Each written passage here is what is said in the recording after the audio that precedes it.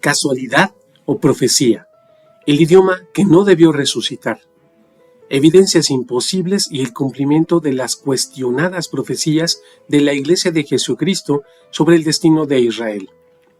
Hoy es una fecha cargada de significado que sirve como pretexto y contexto para lo que vamos a exponer. Mientras el mundo celebra hoy, 9 de enero, el Día del Idioma Hebreo en honor al nacimiento de Eliezer ben Yehuda, nosotros miramos apenas 24 horas atrás, al 8 de enero, el nacimiento del apóstol Orson Hyde. Esta coincidencia en el calendario no es casual. Es el marco perfecto para entender cómo es que una lengua que el mundo dio por muerta, hoy respira y camina, cumpliendo una de las profecías más audaces de la restauración. Ya te explicaremos por qué. Hablaremos de un acontecimiento que desafía la lógica y que sobrepasa cualquier probabilidad estadística.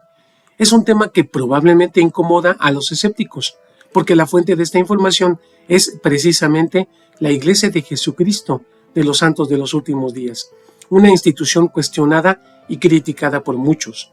Sin embargo, lo que la historia llama casualidad, nosotros nos presentamos como una prueba física de que las profecías de esta iglesia no son solo palabras, sino el cronómetro exacto del mundo. Lo que vamos a exponer no es una profecía aislada sobre un idioma, es parte de una restauración total. Muchos han pasado su vida cuestionando la validez de José Smith y de esta iglesia, pero hoy se enfrentan a un dilema. ¿Cómo pudo esta fuente criticada predecir con tanta precisión hechos que la ciencia consideraba imposibles? El milagro del hebreo es solo una pieza de la gran profecía del recogimiento de Israel que esta iglesia ha proclamado desde su primer día. Imaginen un idioma que deja de hablarse en las calles y que queda sepultado durante 2000 años. Para cualquier lingüista o historiador, un idioma en ese estado es un cadáver. No existe, y repito, no existe ni un solo precedente en la historia de la humanidad donde una lengua muerta haya resucitado como una lengua materna de una nación entera tras 20 siglos de silencio. Las probabilidades estadísticas de que esto ocurriera en una mente lógica eran de 0. Un escéptico diría que fue azar, pero hagamos las preguntas que desafían la lógica. ¿Cómo es posible que un hombre llamado Orson Hyde, actuando como apóstol del Señor, subiera al Monte de los Olivos en 1841 y declarara una imposibilidad doble bajo el poder del sacerdocio? En una época donde Jerusalén era un desierto olvidado, Hyde profetizó que los judíos regresarían para ser nación y pidió específicamente que el idioma hebreo sea restaurado a su pureza original y que la corona del orgullo sea quitada de la cabeza de los gentiles, tal como está registrado en History of the Church, el tomo 4, las páginas 456 a 459. Para que entiendan la magnitud del absurdo para un escéptico, pedir en 1841 que el hebreo volviera a ser el idioma de una nación era exactamente igual a pedir hoy que los italianos dejen de hablar italiano y comiencen a utilizar el latín de Julio César para comprar el pan o hablar con sus hijos. Era un imposible sociológico absoluto. ¿Y quién fue el hombre que materializó este imposible? Eliezer ben Yehuda. Él no solo fue un lingüista, fue un visionario que decidió que el hebreo debía salir de las sinagogas para entrar en los hogares. Su hazaña fue extrema y personal. En 1882, cuando nació su primer hijo, Ben Yehuda prohibió que el niño escuchara cualquier otra lengua, convirtiéndolo en el primer ser humano en más de 2000 años en tener el hebreo como lengua materna exclusiva. Pero ¿cómo pasó este idioma de una sola mesa familiar a las calles de todo un país? Ben Yehuda comprendió que la clave no estaba en los adultos, sino en las escuelas. Convenció a los maestros de los nuevos asentamientos para que enseñaran todas las materias, matemáticas, geografía, historia, exclusivamente en hebreo. Fue un proceso casi milagroso. Los niños de familias que venían de Rusia, Marruecos o Polonia y que hablaban idiomas distintos entre sí, se encontraron en los patios de recreo y solo tenían un idioma común para jugar, el hebreo que estaban aprendiendo. Los hijos terminaron enseñando a sus padres. Para cuando se proclamó el Estado de Israel, ya existía una generación entera que soñaba, peleaba y amaba en la lengua que Ben Yehuda había rescatado del polvo. Lo que empezó como la terquedad de un padre en 1882 se convirtió en un grito de libertad de un pueblo entero. Pero el desafío era técnico. ¿Cómo hablas de cosas modernas en un idioma antiguo? Ben Yehuda se dedicó a crear miles de palabras nuevas, como helado, bicicleta o periódico, extrayéndolas de raíces bíblicas. Trabajó hasta 18 horas diarias en un diccionario monumental, enfrentándose incluso al arresto y a la burla de aquellos que decían que era imposible resucitar un idioma muerto. Lo que para el mundo fue un esfuerzo intelectual heroico, para nosotros fue la herramienta que el Señor utilizó para que la oración que Orson Hyde pronunció en el Monte de los Olivos se hiciera carne y realidad.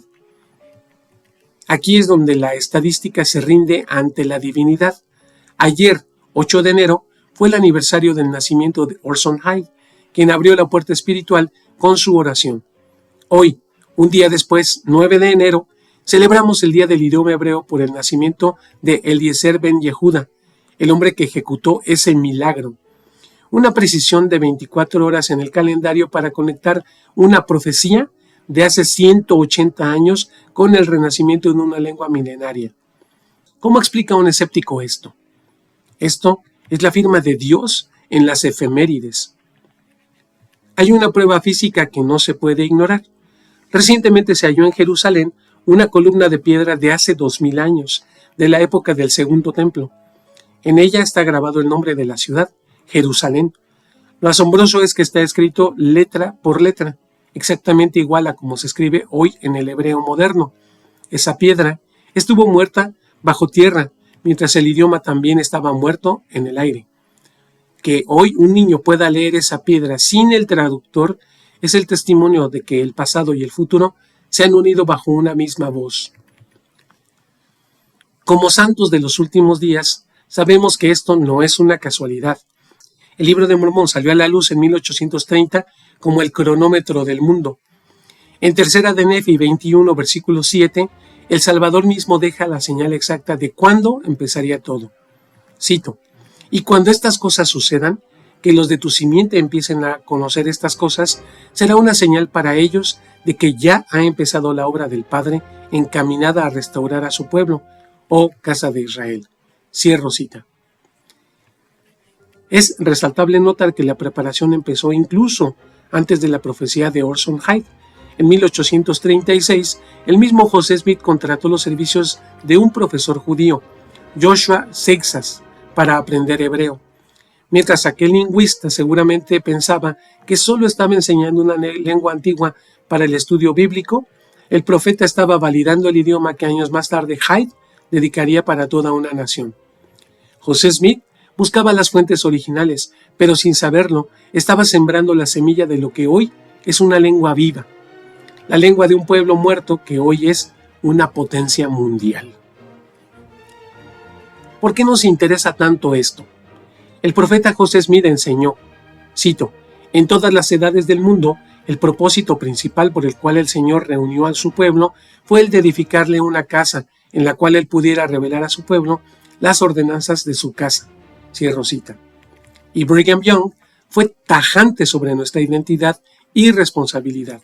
Cito: «Nuestra misión es para las naciones de la tierra, para reunir a la casa de Israel, poseer el Evangelio, poseer el espíritu del Evangelio, reunir a Israel y redimir a Sion, es lo que debe ocupar el primer lugar en el corazón de los élderes de Israel».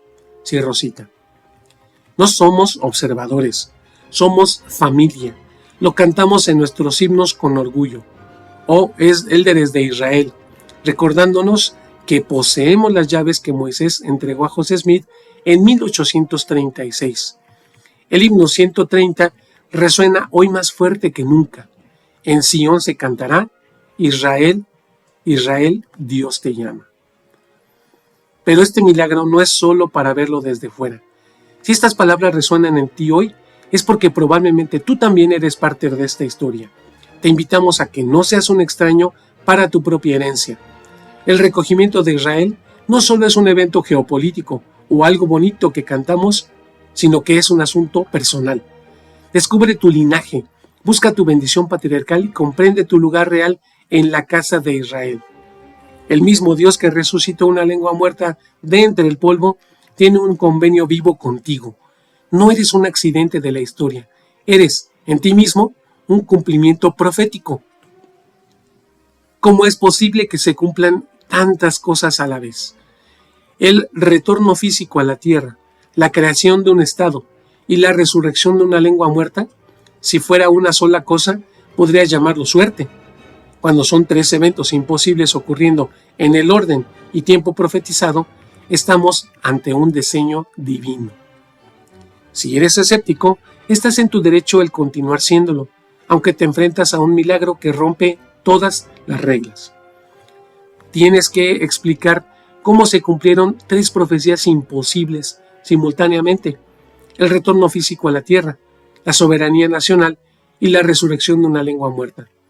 Si eres un santo de los últimos días, comprendes que el hebreo está vivo, porque el convenio está vivo. Somos los encargados de este recogimiento final. Hoy, al celebrar el idioma, recordamos que si Dios pudo resucitar una lengua de entre el polvo, Él cumplirá cada promesa que ha hecho sobre su pueblo. La higuera ha florecido y nosotros somos los testigos.